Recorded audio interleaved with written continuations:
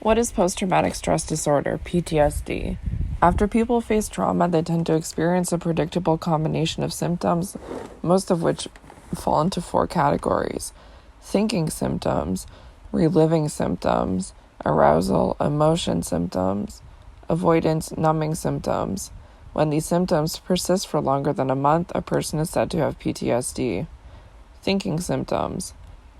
Thinking symptoms are unhelpful ways of thinking about the trauma, yourself, other people, or the world. They often include strong negative beliefs: I am bad, people can't be trusted, the world is dangerous. Inaccurate blame placed upon yourself or others for causing the trauma. It's my fault the trauma happened. I could have prevented it from happening. Reliving symptoms. Reliving symptoms are ways of repeatedly experiencing the trauma. They often include vivid memories or thoughts about the event, nightmares about the content of the event or related themes, flashbacks, i.e., feeling disconnected from reality and experiencing the event as if it were happening again. Arousal emotional symptoms. Arousal emotion symptoms are physiological or emotional changes that begin or got worse following the trauma. They often include increased irritability, anger, or aggression, difficulties concentrating, increased startle response, being jumpy or easily startled, hypervigilance, being on guard or watchful, emotional distress when reminded of the trauma, physiological changes, difficulty breathing, heart pounding, sweating when reminded of the trauma, ongoing negative emotions related to the trauma, fear, horror, anger, guilt, shame, difficulty sleeping, problems falling or staying asleep, increased irritability, anger or aggression, difficulties concentrating, avoidance, numbing symptoms. Finally, you might find yourself avoiding things that remind you of the trauma or experience lasting feelings of numbness and disconnection. This often includes avoiding thoughts or feelings about the trauma, avoiding people, places, situations, conversations, or things that remind you of the trauma, engaging in reckless or self-destructive behavior, driving dangerously, overeating, feeling disinterested in activities that were previously meaningful or enjoyable, feeling disconnected from others, difficulty experiencing emotions, difficulty remembering part of the trauma, not due to injury or intoxication. How to make MindBeacon work for you. What we think, how we feel, and how we behave are all connected. The way you see the world is what shapes your reality. So if you want to change how you feel, you need to understand the ways in which your thoughts are affecting you, then find better, healthier ways of thinking. That's the idea at the heart of MindBeacon. MindBeacon is based on the principles of cognitive behavioral therapy, or CBT. CBT has been proven to be an excellent short-term therapy that's especially helpful when it comes to managing emotions such as fear, anxiety, sadness, guilt, shame, and anger. It's effective because it teaches you how to break out of those negative cycles. Unlike other therapies that can take years, CBT focuses on learning and practicing skills you can put to use immediately. It's an effective form of therapy that focuses on you, empowering you with the tools you need to make a meaningful and lasting difference. Learning to manage your thoughts, feelings, and behaviors. Changing how you feel isn't easy. In fact, learning to manage your emotions can be really hard. So why not take a different approach? Why not listen to the stories you're telling yourself, thoughts, and look at how you're acting, behavior. Changing those can have a huge impact on how you feel. Feelings. MindBeacon helps you gain a deeper understanding of your feelings and the strong emotions connected to them. Connecting with your emotions is important, so it's not about talking you out of how you're feeling. You need to connect with those feelings and really understand how they relate to your thoughts and behaviors. MindBeacon is also focused on the here and now. Although understanding where you came from is important, you won't spend a lot of time trying to perfectly understand the past. It's really about empowering you with the tools you need to create a healthier future. Thoughts. The cognitive part of cognitive behavioral therapy gives you a variety of tools and techniques that will help you identify your thoughts and modify how they affect your feelings and behaviors. MindBeacon can help you learn the tools and strategies that will help you cope with strong emotions. Behaviors. The behavioral part of CBT comes with identifying and understanding the behaviors that are contributing to your problems so that you can challenge them over time. For example, the most common problem in anxiety is avoidance, as it leads to greater anxiety. The most common problem in depression is social withdrawal, as it leads to greater withdrawal. So what's your part? With MindBeacon, you'll have some readings to do and some activities to complete, all of which are designed to help you understand and master the tools you need to feel better. At the heart of it, it's about learning new skills. It's a process, so give yourself the time you need to learn these skills and put them into practice. The more you practice, the better you'll get, and the sooner you'll begin to feel better. So commit to it. You deserve to feel better. How are your thoughts, feelings, and behaviors connected? Video. Example 2. Getting trapped by a phobia. Imagine you're afraid of dogs because you once tried to pet a dog at the park and it snapped at you. Event. You found it so frightening that now you're afraid of being bitten. Feeling. You really believe that strange dogs are dangerous. Thought. So you start to avoid them. Behavior. And when you avoid them, you don't feel fear. You don't feel that fear. Feeling. But as a result of trying to avoid dogs, you become more anxious about going to the park or walking down the street. So you start avoiding the park and going out for walks. Behavior. And you avoid friends with dogs. Behavior. You feel less anxious when you stay home. Feeling. So you stay home. Behavior. But then you begin to notice that you feel a little anxious when you look out your window and see a dog. So you close your drapes. Behavior. Even seeing a dog on screen makes you anxious. Feeling. So you stop watching TV and movies. You feel safe and less anxious as long as you stay in your house with the drapes closed, not watching anything.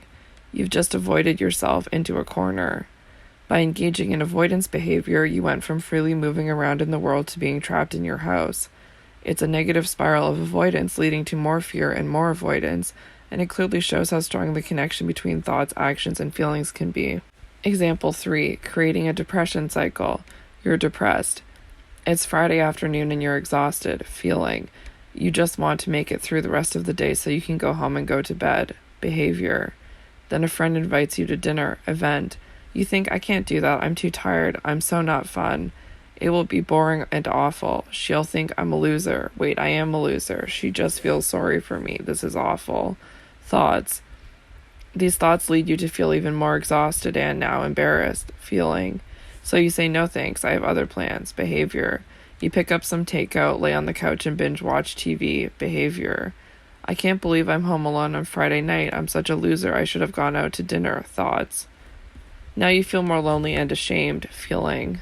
By making negative predictions, such as it will be boring and awful, and mind reading, she thinks I'm a loser, it leads us to withdraw socially from other people. Behavior. You've created a more depressing situation. Event. And you end up feeling more depressed. That's how strong the connection between thoughts, actions, and feelings can be. How do people get PTSD? A majority of people experience trauma, and most will show some symptoms of PTSD afterward. Typically, those symptoms resolve naturally within a few months of the event. When people have PTSD, those symptoms don't go away. For them, something has interfered with the natural recovery process. Something is keeping them stuck and preventing their recovery. The main goal of therapy is to help you figure out what's keeping you stuck and then find the most effective way to remove those barriers. Once you've accomplished that, the natural recovery process can take place. There are generally 2 ways people get stuck. 1. They try to escape distress through avoidance and emotional numbing.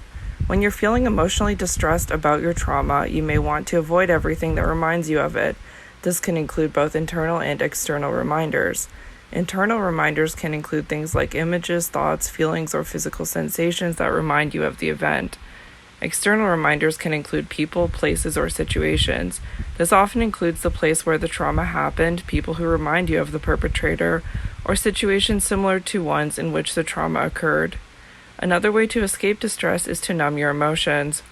However, by trying to escape the negative emotions connected to the trauma, you end up becoming numb to all emotions, including positive ones like love and happiness. Obviously, this can have a strong negative impact on your overall well-being and relationships with loved ones. There are many other ways you may try to escape. Common ones include using alcohol or drugs, working too much, eating, shopping, having sex, or focusing on others. To help your recovery from your trauma, it's important to consider all the ways in which you may be attempting to escape your upset. These methods help you feel better in the short run, but ultimately they prevent you from recovering. 2. Unhelpful thinking. The second way to get stuck in your recovery is tied to the way you think about your trauma. Getting locked into a way of thinking that's unhelpful or unrealistic can have a strong negative influence on how you view things that are happening now and will take place in the future. For example, the way in which you think about your trauma might make you believe the entire world is unsafe or that people can't be trusted. Those thoughts might prevent you from getting close to anyone or make you think that you must always be in control because something bad will happen if you aren't. By thinking in these ways, you get locked into a set of feelings and behaviors that significantly reduce your quality of life, both now and in the future. When people have PTSD, it usually means that something has interfered with the natural recovery process. Something is keeping them stuck and preventing their recovery.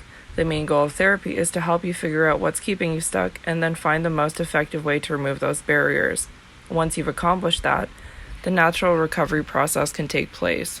What part of the trauma do you have the hardest time accepting? Why do you think the trauma happened? Who is to blame for the trauma? Is there anything that you think could have or should have happened differently? Which part of the trauma do you find yourself wanting to undo? How have your beliefs about yourself, other people, or the world changed as a result of the trauma? Let's take a look at how your PTSD symptoms play out by looking at your thinking, reliving, arousal, emotional, and avoidance numbing symptoms. Understanding your PTSD symptoms. Thinking symptoms often include strong negative beliefs. For example, I am bad, people can't be trusted, and inaccurate blame placed upon yourself or others. For example, it's my fault that the trauma happened. My mother could have prevented the trauma from happening. List the thinking symptoms you experience. How do the thinking symptoms influence your emotions? For example, are they connected to feelings of guilt, shame, or anger? How do the thinking symptoms influence your behavior? For example, do they prevent you from going to certain places, doing certain things, or interacting with certain people? Reliving symptoms often include vivid thoughts or images, nightmares, flashbacks. List the reliving symptoms you experience. When do you typically experience these reliving symptoms? What do you feel when you think about the trauma or when you experience the reliving symptoms? Arousal emotion symptoms often include irritability, anger, difficulties concentrating, difficulties sleeping, strong startle response, increased awareness of danger in the environment, physiological bodily reactions, or intense emotions related to the trauma. List the arousal emotion symptoms you experience. Are you more prone to becoming irritable or angry since the trauma? Do you ever become aggressive? What happens in your body when you are reminded of the trauma? Have you had difficulties with sleeping or concentrating since the traumatic event? If so, how have they affected you? Avoidance numbing symptoms often include avoiding thoughts, feelings, people, places, situations, or conversations that remind you of the trauma. They can also include self-destructive behavior, feeling disinterested in activities you used to enjoy, feeling disconnected from other people, difficulty experiencing emotions, and difficulty remembering part of the trauma. List the avoidance numbing symptoms you experience. What do you do to avoid thinking about the trauma or being reminded of the trauma? What are some of the more obvious ways? What about the more subtle ways? Do you avoid experiencing emotions that are associated with the traumatic event? If so, which emotions do you avoid and how do you do this? Do you feel cut off from yourself or from the people around you? If so, how has this affected your sense of self and your relationships with other people? How do I get better? Cognitive behavioral therapy is proven to be one of the most effective treatments for PTSD. It tends to be helpful for the following reasons. It helps change how you think. It's important that you learn to examine your thoughts to ensure they are accurate and balanced. It helps change how you act. It's equally important that you learn to overcome your desire to avoid reminders of the trauma. Even though these reminders feel dangerous because you associate them with the trauma, most of what you are avoiding is probably safe. You want to learn to act accordingly. Your thoughts, behaviors, and feelings are all connected, so if you want to change how you feel, the first step is to examine your thoughts and behaviors to understand how they're affecting your feelings. Your perception, the way you see the world, is what shapes your reality. Once you find yourself in a cycle of anxious or negative thoughts, behaviors, and feelings, you can feel trapped. It's a hard habit to break, but it can be done. In MindBeacon, you'll learn tools and techniques you need to identify and challenge the thoughts and behaviors that are negatively affecting how you feel. You'll be empowered with the tools you need to take control and become your own best therapist. Understanding trauma and your emotions. Sometimes it can be hard to differentiate between a thought and a feeling, but there are important differences. Thoughts. Thoughts often come in the form of statements or mental images. If you can imagine quotation marks around something that's going through your mind, it's probably a thought. For example, today is a good day. What happened during my trauma was my fault. Those are statements that you're making to yourself, but you might also have clear images that come into your mind that don't take the form of statements or well-defined sentences. Those are still thoughts. A couple of examples might be a mental image of a street you used to drive down, a mental image of your trauma taking place. Feelings. Feelings are neither statements nor mental images. They're emotional states, and sometimes they can be hard to pin down. Feelings are usually accompanied by bodily sensations and can include an urge to do something. If you notice a change in your body in response to something you're thinking, you're likely experiencing an emotion. For example, anxiety is a feeling. It's often accompanied by tightness in the chest, sweaty hands, muscle tension, or an upset stomach. Anger is also a feeling. It can come with increased body temperature or muscle tension. That's your body preparing to deal with a situation you're concerned about. There's a big difference between thoughts and feelings, even if we sometimes tend to jumble them up. For example, just because a sentence starts with "I feel" doesn't mean a feeling is being expressed. People often qualify their thoughts with a statement that begins with "I feel," but it's still a thought, not an emotion. "I feel like it's going to be a good day" is a thought, but it can get complicated because an emotion such as happiness might accompany that thought. Similarly, "I feel sad" is a thought. Sadness is a feeling. "I feel like an idiot" is a thought, but a person who has the thought "I am an idiot" is likely to feel embarrassed. It's important to log your thoughts, emotions, and behaviors so you can examine them. Thoughts, emotion, behavior worksheet. 1. Situation. Briefly describe what happened. 2. Thoughts. Identify the statements, beliefs, or mental images that popped into your head. 3. Emotions. Identify what you felt on a scale from 0 to 100. Rate the intensity of the emotion. 4. Behavior. What did you do or what did you have the urge to do? How do I know what I'm feeling? In addition to being able to differentiate between thoughts and feelings, it's important to be able to identify your specific feeling. Different feelings are associated with specific action urges. For example, imagine the last time you felt afraid. What was the urge you felt? What did you want to do? Most likely you wanted to avoid or escape the thing you were afraid of. That's because the urge associated with fear is escape. On the other hand, the last time you felt angry, you likely had the urge to confront or attack. When you're having a hard time identifying what you're feeling, make a note of what you feel like doing. You can generally match a feeling to its accompanying action urge. Feelings can also manifest in varying intensities. For example, there's a big difference between being annoyed and being enraged, even though both are versions of anger. Similarly, there's a big difference between being nervous and being terrified, even though both accompany fear. You should also note that some feelings are blends of two or more other feelings. For example, jealousy is a blend of anger and fear. Disappointment, meanwhile, is a blend of anger and sadness. The table below has examples of emotions described at varying intensities. Feeling: mad, low intensity, irritated, moderate, angry, high, enraged. Common urges: attack, confront. Feeling sad spans from glum, sad, to miserable.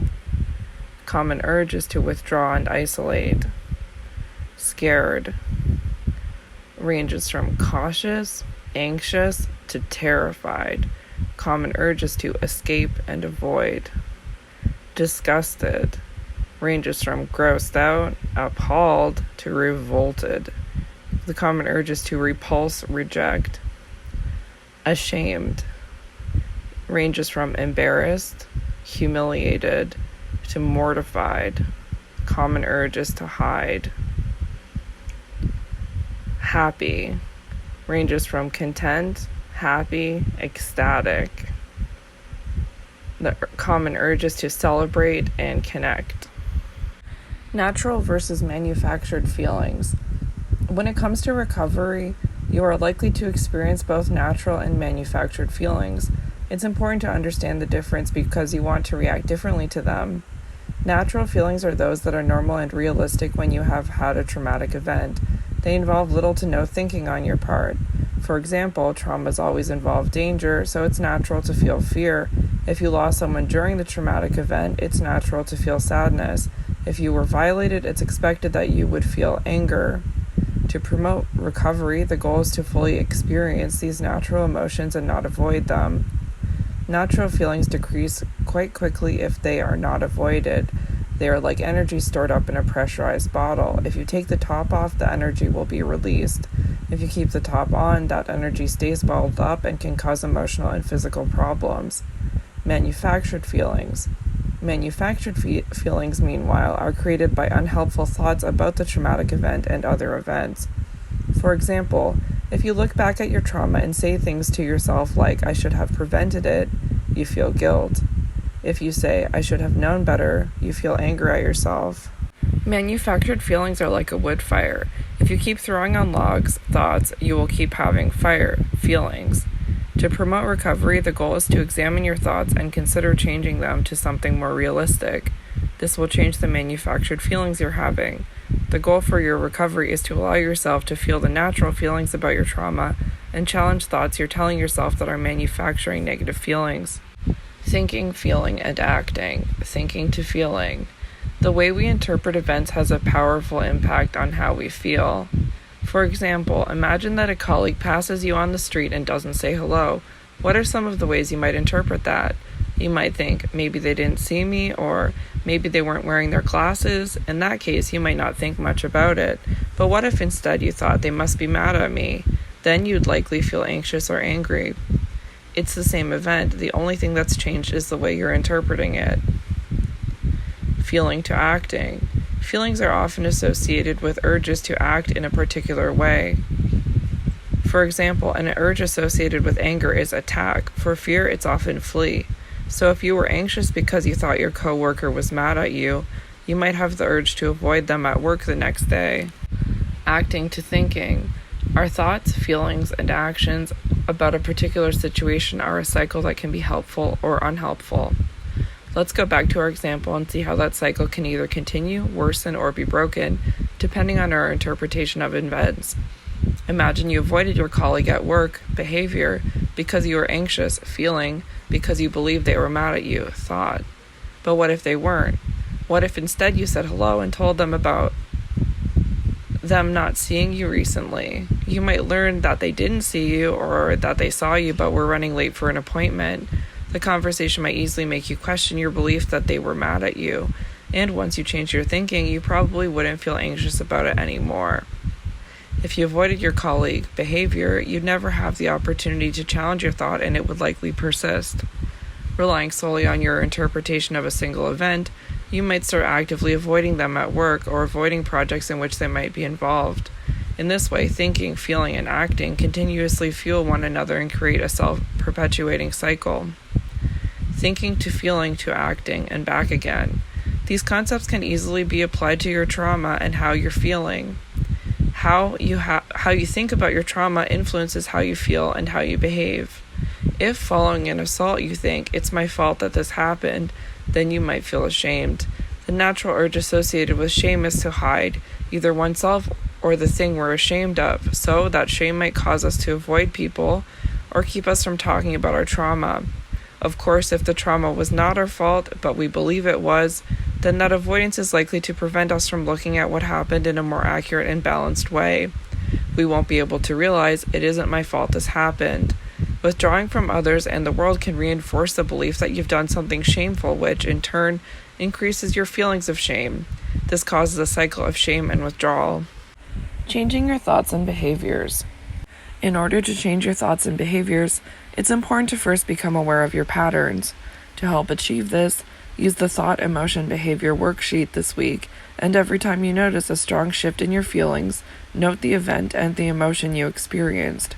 Then rate the intensity of that emotion from 0, not at all intense, to 100, very intense. Consider what you were thinking just before you experienced that emotion. Record your thoughts in the thoughts column, and anything you did in response to the thoughts or feelings they evoked in the behaviors column. Maria was held at gunpoint and had her wallet stolen while walking through a park on her way home from work. Trauma.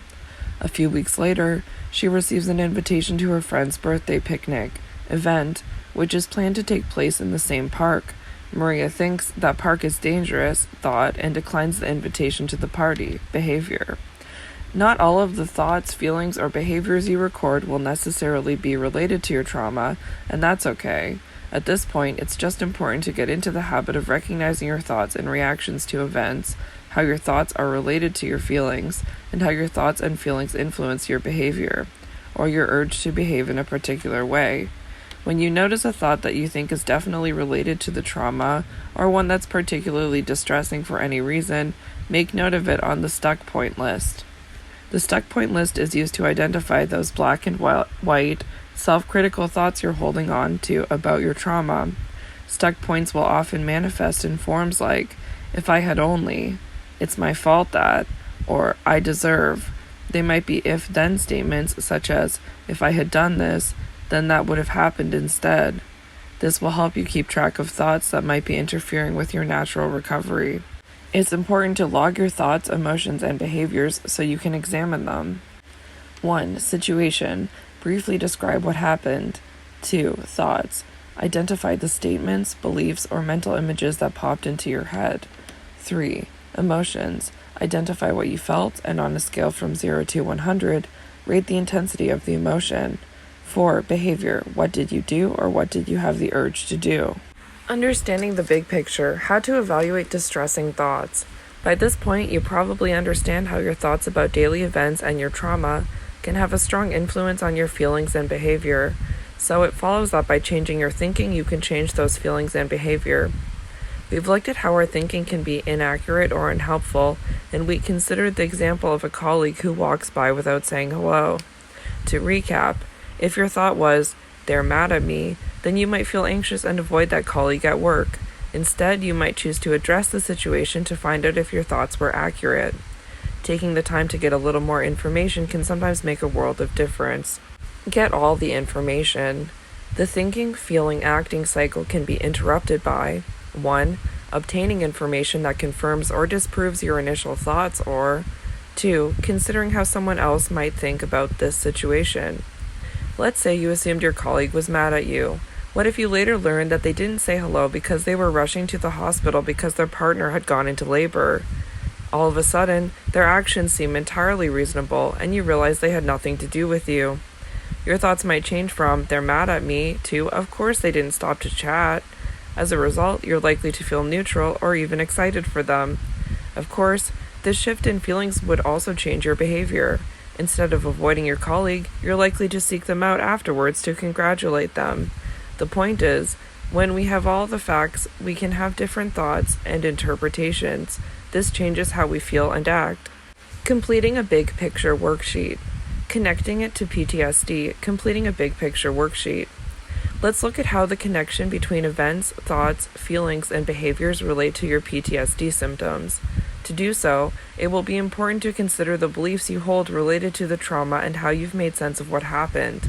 The first step is to identify the distressing thoughts you have related to the trauma. When you notice those thoughts, write them down on the stuck point list. This will help you keep track of things that may be interfering with your natural ability to recover from PTSD. The big picture worksheet will help guide you through the process. With enough practice, you will soon learn to examine your thoughts on your own. How to complete a big picture worksheet.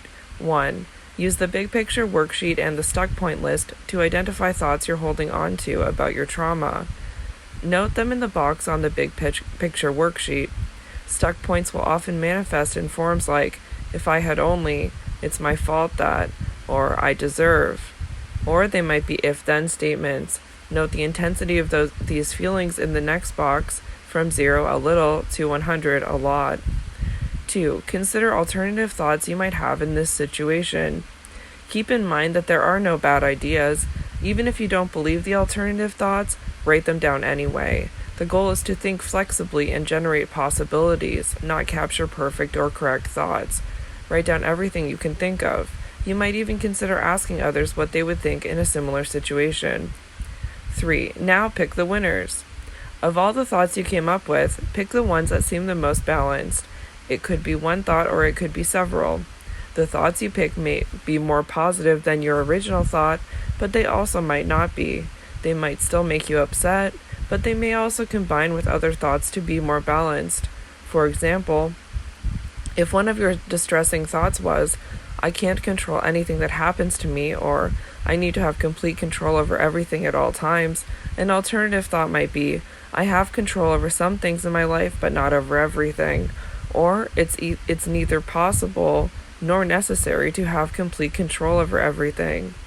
Ideally, you want to arrive at a much more balanced thought. 4. Consider how that changes things. In the next box, New Feelings, write down how you would feel if you believed this new thought and rate its intensity. Finally, in the New Ways of Acting box, note how you would act if you believed these new thoughts. What would you do differently? Complete one big picture worksheet about a distressing thought every day, using the criteria listed above. At least 3 of the sheets should relate to the trauma. Add distressing trauma-related thoughts to your stuck point list as you go. Use the big picture worksheet to identify the thoughts you're holding onto about your trauma. Note those thoughts in the initial log box. In the following box, write down alternative thoughts you might have about the event instead. Don't try to be perfect or find the right answer, just look for other ways you might think about it. Next, pick the thought that feels the most right to you. Which one is the most balanced, or is it more than one thought? How would things change for you if you really believed that new thought? Finally, in the New Ways of Acting box, note how you would act if you believed these new thoughts. What would you do differently? Big picture worksheet. The thought that is causing me distress is, what are alternative thoughts you might have about that event instead? Write down everything you can think of. Out of all the thoughts you've now had about the event, what feels the most realistic to you, or is it more than one thought? New Feelings. How would things change for you if you believed that new thoughts? How much percentage would you estimate the intensity of this change? For example, 100% means it would change everything for you if you thought this way about the event. New Ways of Acting. How would believing this new thought change the way you act? Use the stuck point list to write down all the thoughts you're having about your trauma that are keeping you stuck. Stuck points will often manifest in forms like, if I had only, it's my fault that, or I deserve, or they might be if-then statements. Please note the intensity of these feelings from 0 a little to 100 a lot.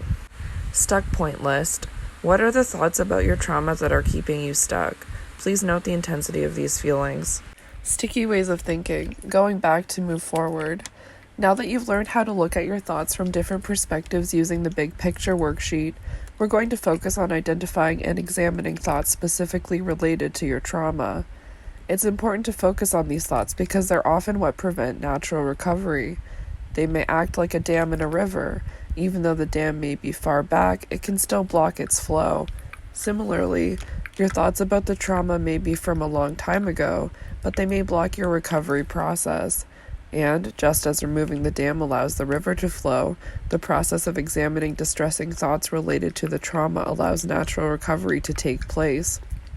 To identify which thoughts are likely keeping you stuck, it can be helpful to ask yourself what you believe about why your trauma occurred. If you notice thoughts that trigger a negative emotion, note them on the stuck point list.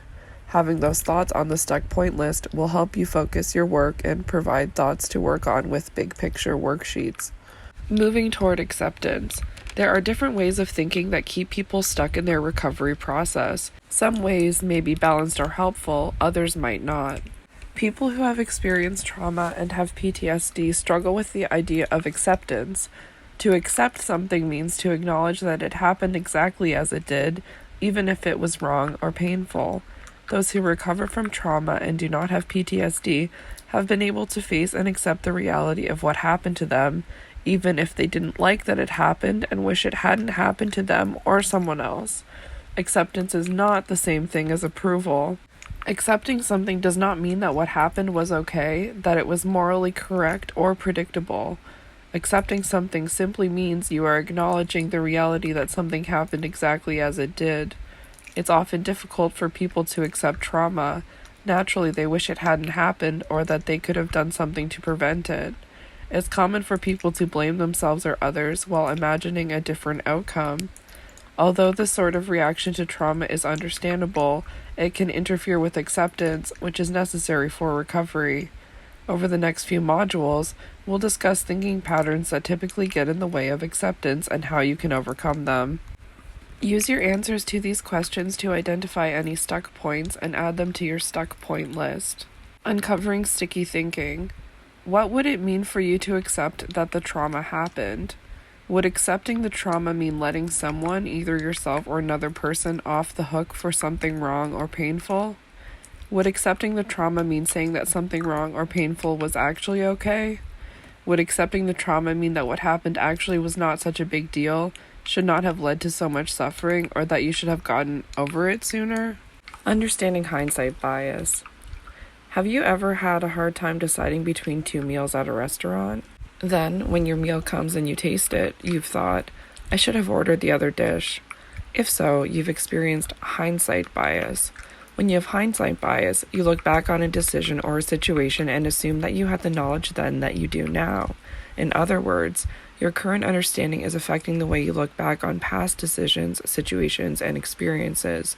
So when you say to yourself, I should have gotten the other dish, you're evaluating a present situation based on information you didn't have in the past. When it comes to traumatic events, there's a strong tendency to think about them with information we have now that we didn't have available to us at the time they occurred. An example of hindsight bias, Joe. Joe is struggling with PTSD in response to being physically attacked while walking his dog in the park. One of Joe's stuck points is, I should not have walked through the park. Joe frequently has that stuck point because he believes that if he had avoided the park, he would not have been attacked. This is an example of hindsight bias because Joe had previously walked through the park on a regular basis and had not been attacked. The day he was attacked resembled all the other days he'd been there. He's only judging himself for having walked through the park this time because of the attack. What's also important is that there was no way Joe could have known there was someone dangerous in the park on that particular day. With Joe's stuck point, I should not have walked through the park, he's only thinking about information he knows now because of the outcome. His stuck point implies that he should have known better, when there was no way he could have known what would happen that day. An example of hindsight bias, Lucy. Lucy is struggling with PTSD because of being sexually assaulted by a man she dated. One of Lucy's stuck points is, if I had fought back earlier, this wouldn't have happened. Lucy frequently thinks that if she had physically fought her perpetrator sooner, she would not have been sexually assaulted. As in Joe's case, Lucy's stuck point is an example of hindsight bias, because she may or may not have been assaulted if she fought back, and she had gone on plenty of dates with other men and had never been harmed. She is only questioning her actions at the time because something bad happened. Also, she couldn't identify any warning signs that suggested this particular man was dangerous, even though a part of her now just feels that she should have known. Had there actually been any evidence that this man was dangerous, she would not have accepted a date with him. While Lucy now knows that the man was dangerous, there was no way she could have known that before the assault. For this reason, the thought, I should not have accepted a date with him, is an example of hindsight bias and a stuck point in Lucy's recovery. Examining your hindsight bias. When examining these thoughts using a big picture worksheet, ask yourself the following questions. What do you know now that you didn't know then? Could you have realistically known then what you know now? Given what you knew at the time, would it have made sense to do something differently? How could you have known to do something differently? This should help you come up with more balanced thoughts. Remember to think of and write down balanced thoughts, such as, I couldn't have known then what I know now. Given what I knew at the time, it would not have made sense to do something differently. It would have been impossible to know to do something differently. Identify any thoughts that are examples of hindsight bias. Write them on your stuck point list, and then challenge them using a big picture worksheet, asking yourself the questions listed above. Continue to identify distressing thoughts related to the trauma, and note them on your stuck point list. Complete one big picture worksheet every day. Use the big picture worksheet to identify the thoughts you're holding on to about your trauma. Note those thoughts in the initial log box. In the following box, Write down alternative thoughts you might have about the event instead. Don't try to be perfect or find the right answer, just look for other ways you might think about it. Next, pick the thought that feels the most right to you. Which one is the most balanced? Or is it more than one thought? How would things change for you if you actually believed that new thought? Finally, in the new ways of acting box, note how you would act if you believed these new thoughts. What would you do differently? Stuck point list. Use the stuck point list to write down all the thoughts you're having about your trauma that are keeping you stuck. Stuck points will often manifest in forms like, if I had only, it's my fault that, or I deserve, or they might be if-then statements. Please note the intensity of these feelings from 0, a little, to 100, a lot. Stuck point list.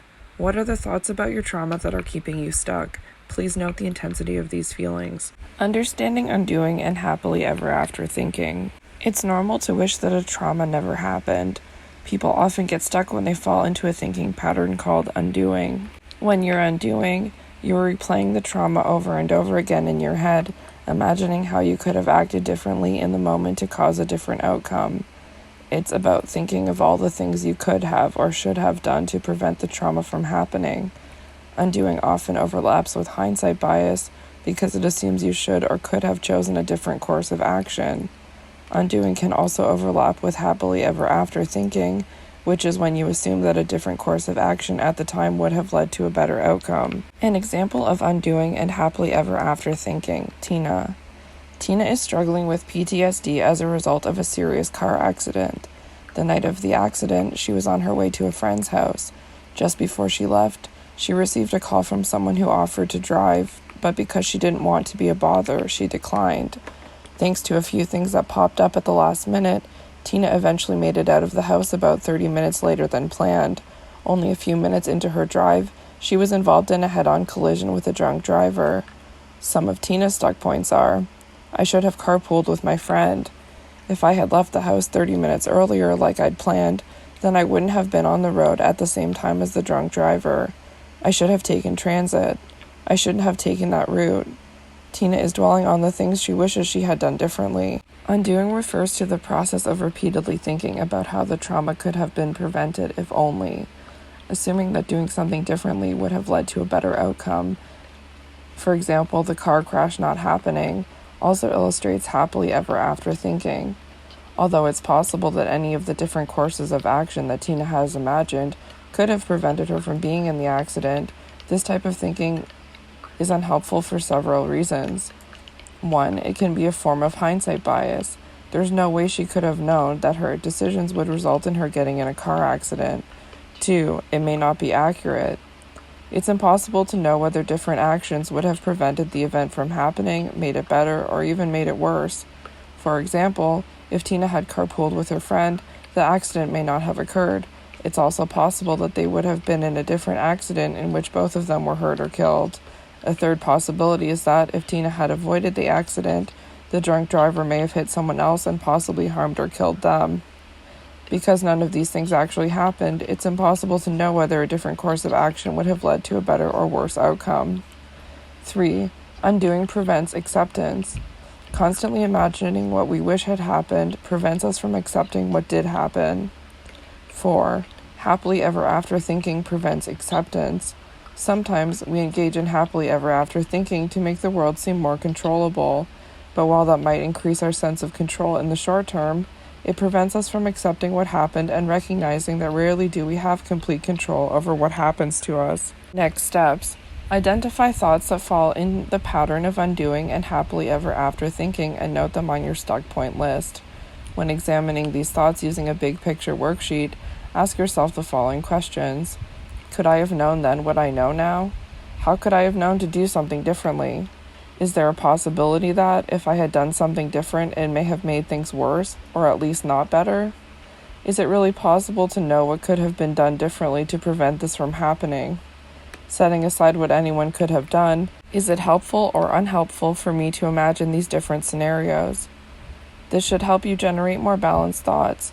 Remember to write down balanced thoughts such as, given what I knew at the time, I did the best I could. Acting differently may have made things better, but it also may have made things worse. It may have hurt me or someone else more. I can't actually know what could have been done differently because things happened as they did, and what happened wasn't entirely within my control.